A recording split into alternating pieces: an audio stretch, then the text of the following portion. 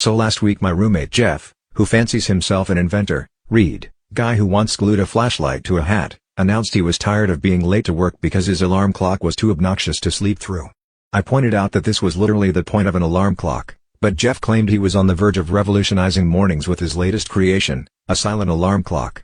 The logic, as he explained over a bowl of dry cereal, was that if the alarm was silent, he wouldn't be annoyed awake, he'd just wake up naturally at the exact time he wanted. I was skeptical, but Jeff is nothing if not committed to his terrible ideas. The first morning, I found him meditating in front of a shoebox with a timer taped to it. He called it the Sleep Whisperer 3000. I asked how it worked, and he said, "It's set to go off at 7 a.m. Just wait." At exactly 7 o'clock, nothing happened. Jeff beamed at me, "See? Silent." I waited for him to realize he was still sitting there, but he just nodded off again. Every day that week, he proudly announced that his alarm went off perfectly, but he always overslept by at least 2 hours. The only thing getting up early in our apartment was the mold in the shower. By Thursday, Jeff decided the Sleep Whisperer 3000 needed a backup feature. He borrowed my phone, downloaded an app that flashes the flashlight in Morse code, and duct-taped it to his forehead.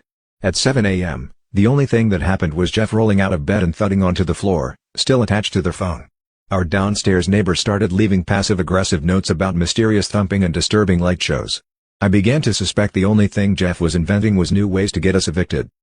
Finally, on Friday, I woke up to the sound of police radios outside our window.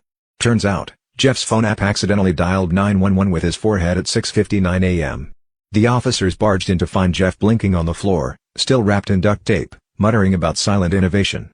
After explaining everything, the officer shook his head and said, "Son, next time you want to make a silent alarm, maybe just try sleeping with your eyes open." And that's how Jeff's silent alarm clock managed to wake up the entire building, except him.